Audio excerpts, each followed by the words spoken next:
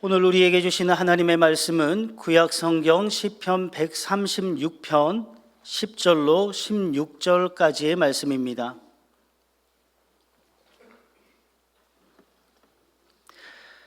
구약 900면에 있는 시편 136편 10절로 16절까지의 말씀을 제가 봉독하겠습니다. 애굽의 장자를 치신 이에게 감사하라. 그 인자하심이 영원함이로다. 이스라엘을 그들 중에서 인도하여 내신 이에게 감사하라. 그 인자하심이 영원함이로다. 강한 손과 펴신 팔로 인도하여 내신 이에게 감사하라. 그 인자하심이 영원함이로다. 홍해를 가르신 이에게 감사하라. 그 인자하심이 영원함이로다. 이스라엘을 그 가운데로 통과하게 하신 이에게 감사하라. 그 인자하심이 영원함이로다. 바로와 그의 군대를 홍해에 엎드려뜨리신 이에게 감사하라. 그 인자하심이 영원함이로다. 그의 백성을 인도하여 광야를 통과하게 하신 이에게 감사하라. 그 인자하심이 영원함이로다. 아멘. 오늘 복된 주일을 맞아 하나님께 나와 예배드리는 모든 분들 가운데 하나님의 크신 은혜와 평강이 함께 하시길 주님의 이름으로 축원합니다. 우리 옆에 분과 인사하시겠습니다. 잘 오셨습니다. 은혜 받읍시다. 오늘 함께 나눌 말씀의 제목은 감사합니다입니다. 여러분, 예수님을 믿고 신앙생활을 하는 저와 여러분은 하나님과 사람들에게 감사해야 할 줄로 믿습니다. 특별히 하나님께 감사해야 되는데 그 이유가 무엇일까요? 오늘 우리가 봉독한 말씀은 우리를 향하신 하나님의 인자하심이 영원하기 때문이라고 말씀하고 있습니다. 여러분, 시편 150편 전부 굉장히 많은 시가 기록되어 있는데요, 그 중에 특별히 119편은요 무려 176절로 되어 있습니다. 그럼 그 내용의 말씀을 읽으면서 왜 이렇게 길게 내용이 기록되어 있을까 의구심을 가졌어요. 그런데 오늘 본문 말씀인 136편 말씀을 읽다가 그것이 조금 깨달아졌어요. 말씀을 보니까는 한 사건에 대해서 그냥 뭉퉁그려서 하나로 적당히 감사합니다라고 고백을 하는 것으로 끝나는 것이 아니라 구체적으로 하나하나 고백을 하면서 감사를 갖다가 이야기를 하고 있는 것이에요. 오늘 우리가 봉독한 말씀, 출애굽에 대한 말씀인데 이스라엘 백성들이 그곳에서 나온 곳에서 감사할 때 하나님, 애굽에서 건져주셔서 감사합니다, 이 정도만 고백하고 있는 것이 아니라 하나하나 사건을 갖다 언급하면서 하나님 이것도 감사하고요, 저것도 감사하고요, 저것도 감사하고요, 굉장히 구체적으로 나열을 하면서 하나님께 감사를 고백하고 있는 것입니다. 여러분 어떠신가요? 그렇게 감사를 고백하고 계신가요? 아니면 그 반대로 원망과 불평 가운데 혹시 시간을 보내고 계시지 않으신가요? 여러분, 이런 예화가 있어요. 12층 여자의 후회입니다. 진짜는 아닌 것 같고 누가 만들어낸 이야기 같은데요, 12층 아파트에 사는 한 여자가 살기가 너무나 힘들어서 세상을 하직하려고 아파트에서 뛰어내립니다. 근데 뛰어내리면서 자기 아래층에 살고 있는 사람들의 모습을 보는 거예요. 창문을 통해서. 11층에는요 부부금슬이 좋기로 소문난 부부가 싸우고 있는 거예요. 깜짝 놀랐죠. 아니, 그렇게 부부금슬 좋은 줄 알았는데 싸우고 있네. 10층에서는요 항상 밝고 늘 웃는 그 남자가 혼자서 슬피 울고 있는 것이었어요. 저 사람은 늘 기뻐하는 줄만 알았는데, 좋은 일만인 줄 알았는데 저렇게 슬퍼하며 울고 있네. 7층에서는요 돈 많다고 자랑했던 남자가 전화로 누군가에게 애걸복걸하면서 구직을 위해서 애쓰고 있는 모습을 보았어요. 수락한 여자가 생각합니다. 자신은 이 세상에서 자신이 가장 불행한 사람이라고 생각했는데 지금 보니까는 저마다 말 못할 사정과 어려움이 있는 것을 보게 돼요. 그러면서 자신을 생각해 봅니다. 돌이켜보니까 사실 자신은 그렇게 죽을 만큼 불행한 사람은 아니었다는 생각이 드는 거예요. 그러면서 뒤늦게 뛰어내린 것을 후회하게 되었다는 이야기입니다. 여러분, 이 이야기를 통해서 우리에게 말해주고 있는 것은 무엇인가요? 관점을 바꿔야 된다는 것이에요. 생각을 바꿔야 된다는 것입니다. 원망, 불평하면 모든 것이 더 안 좋아질 수밖에 없어요. 우리가 우리의 생각을 바꿔서 하나님께 받은 은혜와 사랑을 기억하고서 감사한다면요, 우리의 삶은 더 행복한 삶이 될 수 있다는 것입니다. 하나님 예배에 오신 우리 온천중앙의 모든 성도님들은요, 하나님께 받은 그 은혜와 사랑, 하나님의 그 인자하심을 기억하고서 감사로 하나님을 영화롭게 할 수 있는 우리 모두가 되시길 주님의 이름으로 축원합니다. 오늘 첫 번째 말씀인데요, 우리는 인자하신 하나님께서 우리를 기다려 주셨고 용서해 주신 것을 기억하고서 감사할 수 있어야 되는 것입니다.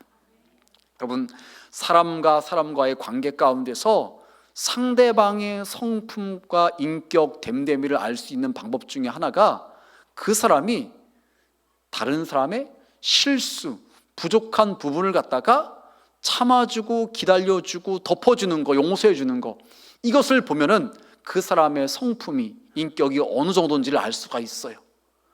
금방 화를 내고 막 득달같이 막 찾아와서 뭐라고 그러고, 그러면 아직까지도 성숙한 모습이 아닌 거예요. 여러분, 그런데 하나님께서는요, 우리가 하나님의 말씀대로 살지 못했고 하나님의 뜻대로 살지 못했음에도 불구하고 참아주셨고 기다려주셨고 용납해 주셨다는 것이에요. 하나님은 이처럼 인자하신 하나님인 줄 여러분 믿으시길 바랍니다. 그 인자하신 하나님에 대한 말씀이 우리 누가복음 15장에 탕자의 비유를 통해서 예수님께서 설명하시는데 이렇게 말씀하고 있어요. 이에 일어나서 아버지께로 돌아가니라. 아직도 거리가 먼데 아버지가 그를 보고 측은히 여겨 달려가 목을 안고 입을 맞추니. 탕자는요, 아버지께 받은 재산 다 허비해 버렸어요. 아버지께 혼나도 싸요. 그런데 아버지는요, 지금 말씀해 보니까 측은히 여겨주셨다고 말씀하고 있어요. 그래서 달려가서 목을 안고 입을 맞췄다고 말하고 있어요.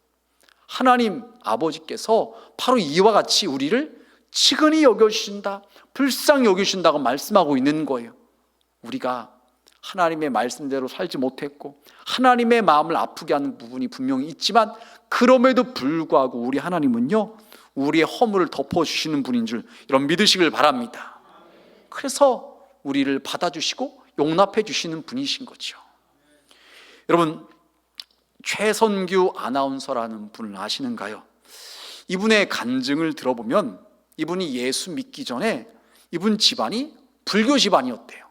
그런데 보통 이 불교를 갖다가 섬겼던 것이 아니라, 절을 다녔던 것이 아니라 절을 3개나 운영을 직접 했었다는 것이에요. 그 집안이.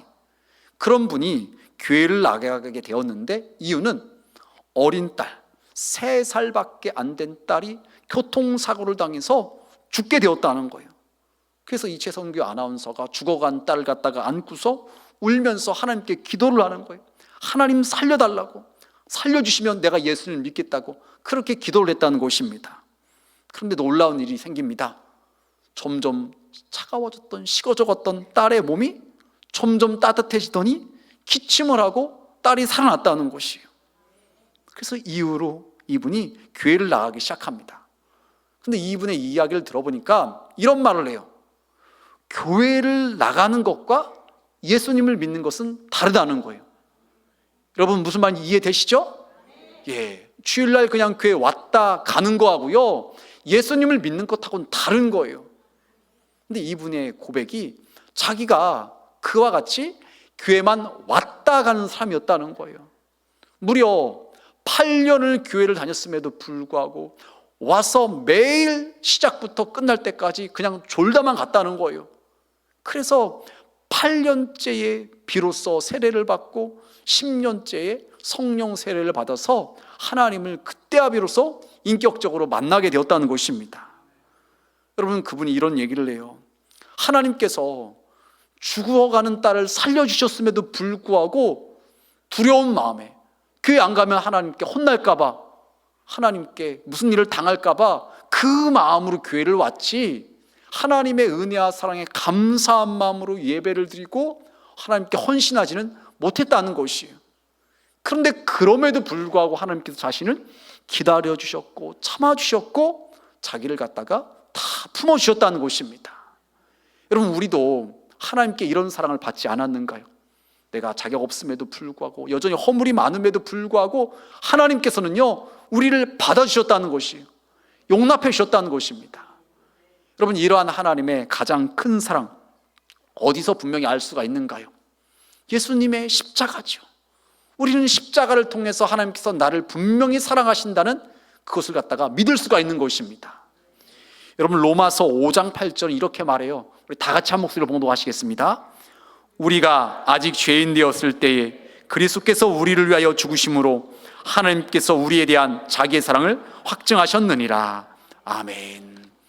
여러분, 우리가 삶을 살아가면서 누군가 착한 일을 했을 때, 좋은 일을 했을 때 사람들은 그것에 대해서 칭찬을 하고 박수를 보내잖아요. 그러면서 야, 참 훌륭하다, 저 사람은 정말 좋은 사람이다, 이렇게 이야기를 해요. 그럴 때 그 모습을, 우리의 그 모습을 봤을 때 누군가가 이상하게 생각하지 않죠.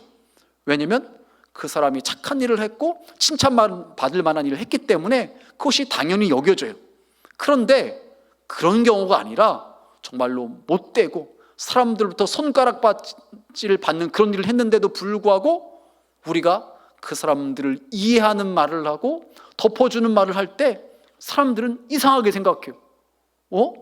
저 사람하고 무슨 특별한 관계인가? 저 사람이 어떻게 저렇게 생각할 수 있어? 의아하게 여깁니다. 여러분, 하나님과 우리와의 관계도 마찬가지예요. 우리가 착한 일을 했을 때가 아니라, 칭찬받은 일을 했을 때가 아니라 아직 죄인이었을 때 하나님께서 우리를 갖다가 용서해 주고 우리를 위해서 십자가에 못 박혀 돌아가셨다는 것입니다. 이 사건을 통해서 우리는요 하나님의 사랑을 분명히 믿을 수가 있다는 거예요. 내가 여전히 죄인이고 여전히 허물 많고 자격 없음에도 불구하고 그런 나를 위해서 하나님께서 예수님을 이 땅에 보내주셨고 그분이 내 죄를 다 짊어지시고 십자가에 못 박혀 돌아가셨다는 것, 이것을 갖다가 생각할 때 맞아 하나님은 나를 정말 사랑하시는 분이야, 이것이 깨달아지는 것이죠. 여러분, 이것이 바로 하나님의 놀라운 사랑인 것입니다. 우리가 착해서가 아니고 자격이 있어서가 아니고 공로가 있어서가 아니라 전적인 하나님의 은혜인 줄 여러분 믿으시길 바랍니다. 여러분, 그렇기 때문에 우리가 이런 하나님의 큰 은혜와 사랑을 받은 것이 깨달아진다면 어떻게 해야 될까요? 두 번째로 그 인자하신 하나님께 받은 사랑을 잊지 말고 감사해야 되는 것입니다. 여러분, 데살로니가전서 5장 말씀에서 항상 기뻐하고 쉬지 말고 기도하고 범사에 뭐하라고 그랬죠? 감사하라. 모든 일에 감사하라고 하나님께서 우리에게 말씀하세요. 여러분, 그런데 감사가 깨달아지지 않으면은, 하나님께 받은 은혜와 사랑이 깨달아지지 않는다면요 우리의 감사는요 진심 어린 감사가 될 수가 없어요. 깨달아져야지, 뭐 고마운 것이 느껴져야지 하나님께 진심을 담아서 감사를 고백할 수가 있는 것이죠. 여러분, 우리가 하나님께 받은 은혜와 사랑, 어떤 은혜와 사랑을 받았을까요? 우리 예수님께서는 그것을 비유를 들어서 말씀을 하시는데요, 마태복음 18장에 보면 1만 달란트 탕감 받은 자의 비유를 말씀을 하십니다. 말씀에 이렇게 나와 있어요. 그 종이 나가서 자기에게 100데나리온 빚진 동료 한 사람을 만나 붙들어 목을 잡고 이르되 빚을 갚으라 하매. 1만 달란트 탕감 받은 사람이 그 탕감 받은 지 얼마 안 됐는데 길을 가다가, 집으로 가다가 100데나리온 빚을 진 사람을 만나요. 자기가 꿔줬는데 그 사람이 안 갚은 거예요. 그러자 목을 잡고서 빚을 갚으라고 막 독촉을 하는 거예요. 그러자 그 사람이 어떤 말을 합니까? 그 동료가 엎드려 간구하여 이르되 나에게 참아주소서 갚으리이다. 간청을 하는 거예요. 한 번만 기회 주세요. 제가 꼭 갚을게요. 그런데 이 1만 달란트 탕감 받은 사람이 어떻게 하나요? 30절 말씀에 보니까 허락하지 아니하고 이에 가서 그가 빚을 갚도록 옥에 가두거늘. 너무 모질게 굴은 거예요. 본인은 1만 달란트 탕감 받았으면서 그 받은 은혜 사랑을 갖다가 잊어버리고서 그 얼마 안 되는 100데나리온 빚진 사람을 잡아다가 감옥에 가두었다는 것입니다. 여러분, 이 단위를 갖다가 오늘날 우리나라 돈으로 환산을 하면 얼마쯤 될까요? 1달란트는요 6천 데나리온이에요. 그리고 1데나리온은 노동자 하루의 품삯입니다. 그렇다면 노동자 하루의 품삯을 약 10만 원으로 계산을 할 때 1달란트는요 6억 원이에요. 그리고 1만 달란트는 6조 원입니다. 어마어마한 돈이죠. 여러분, 한 개인이 개인적으로 이런 돈을 소유하는 거 쉽지 않잖아요. 뭐 기업가나 큰 회사의 회장님이나 이런 돈을 갖다가 만질 수가 있겠죠. 그런데 그 액수만큼의 빚을 갖다가 졌다가 탕감받았다는 거예요. 안 갚아도 되게 되었다는 거예요. 얼마나 좋습니까?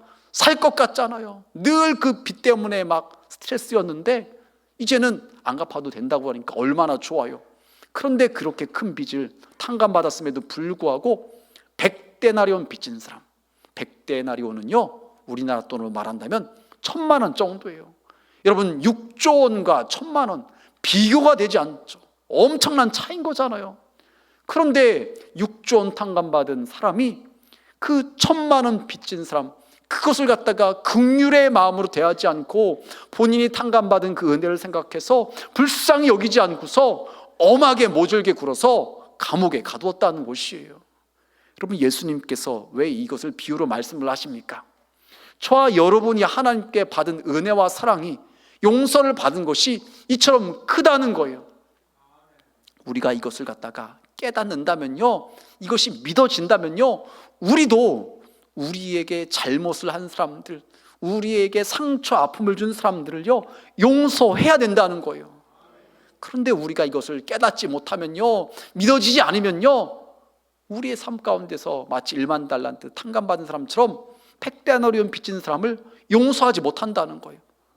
왜? 내가 그 은혜를 받았음에도 불구하고 깨달아지지 않으니까, 믿어지지 않으니까요 용서가 안 되고 용납이 안 되는 것입니다. 여러분, 우리는요 하나님께 받은 은혜를 기억하고서 감사하고 하나님께 영광을 돌려야 되는 것입니다. 그런데 혹시 우리의 입에서 그 은혜를 잊어버려서 원망불평이 나오고 있지는 않은가요? 여러분, 이스라엘 백성들이 그랬어요. 민수기 14장 말씀에 보니까는요 그들이 통곡하였더라, 원망하며 죽었으면 좋았을 것을 이렇게 말을 하고 있어요. 여러분, 오늘날도 우리가 신앙생활을 하면서 직접적으로 눈에 보여지게 하나님께서 나에게 베풀어 주신 것이 분명하다고 말할 수 있는 이야기를 하는 분들이 계세요. 제가 지금 대신방 기간인데 신방 중에 그런 고백들을 하신 분이 계세요. 그냥 이거 우연이 아니라, 그냥 적당히가 아니라 정말로 하나님께서 복 주신 것이 막 보여진다고, 막 느껴진다고 그렇게 고백하는 분들 계세요. 근데 여러분, 이스라엘 백성들이 그랬다는 거예요. 어느 누구도 부인할 수 없을 정도로 너무나 선명하게 분명하게 하나님께서 살아계셔서 그들에게 복 주신 것이 막 느껴지는 거예요. 하나님께서 그들과 함께 하신 것이 보여지는 거예요.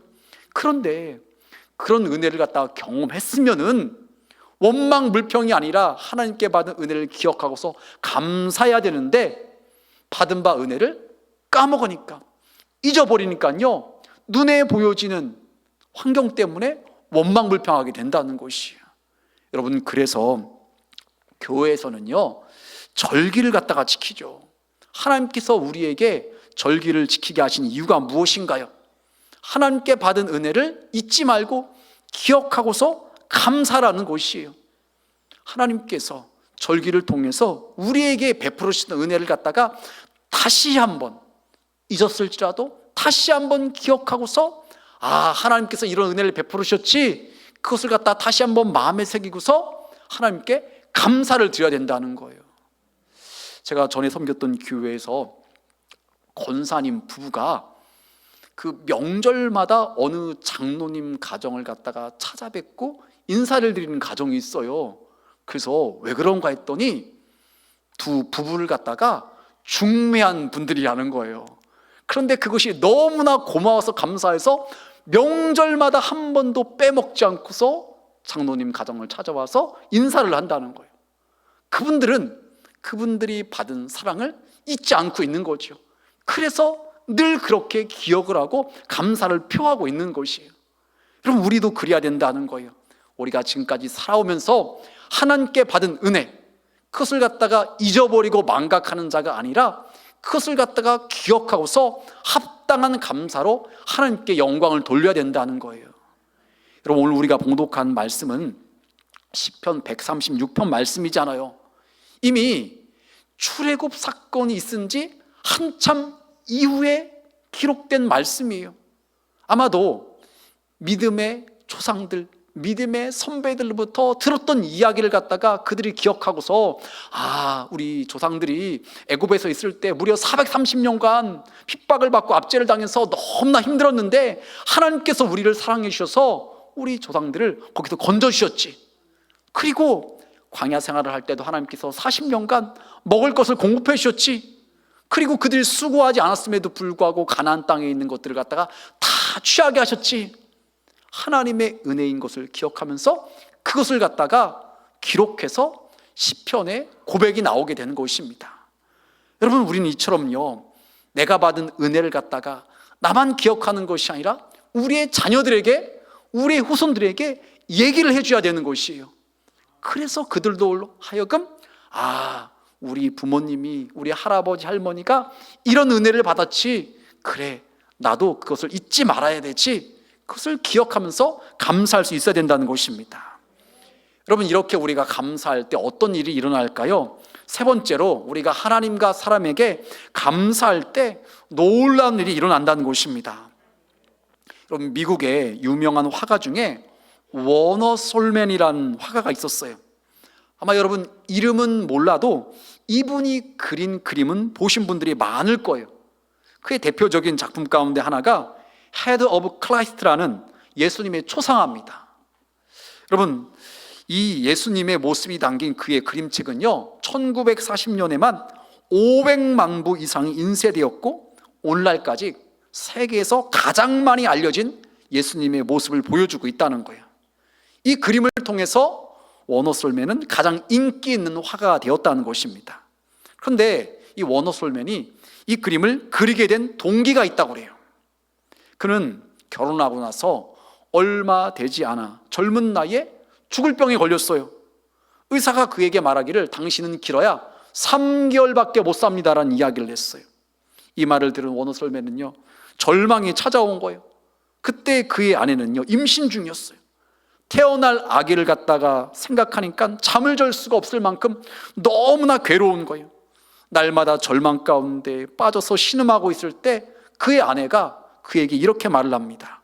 여보, 3개월밖에 못 산다고 생각하지 말고 하나님이 3개월을 선물로 주셨다고 생각하고 감사하며 삽시다. 아무도 원망하지 맙시다.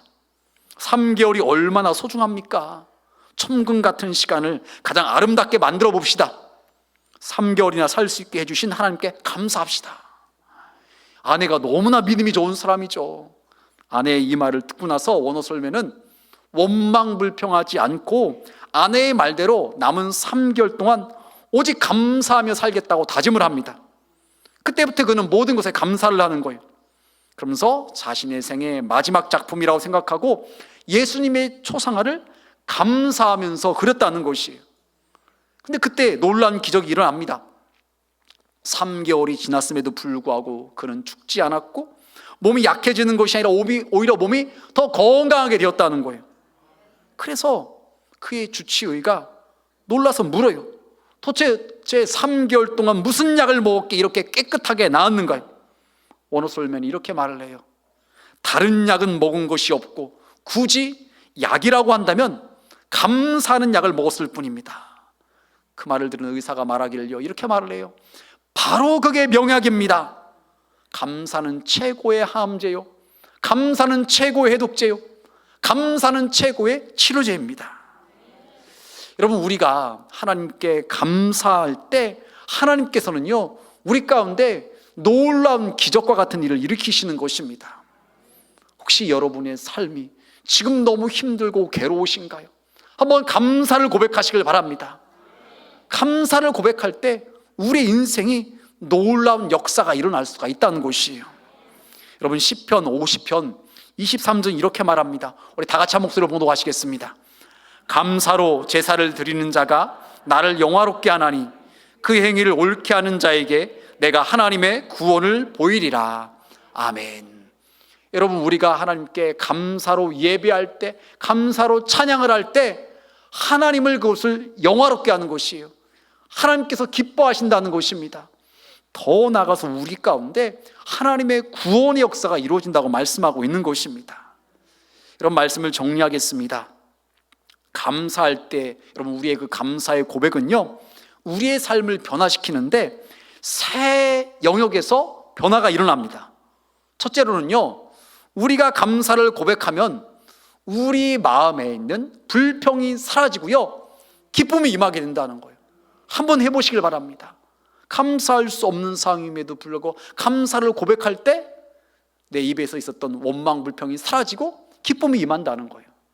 두 번째로요, 우리가 상대방을 향해서 감사를 고백할 때 감사의 말을 듣는 상대방이 우리에게 호의적으로 변하는 거예요. 형식적이 아니라 진심 어린 마음으로 감사합니다 할 때 그 상대방도 느껴요. 저 사람이 형식적으로 그냥 말하는 것이 아니라 진짜로 고마워하고 있구나, 감사하고 있구나, 이것이 느껴져가지고서 우리를 향한 마음이 호의적으로 바뀌게 된다는 거예요.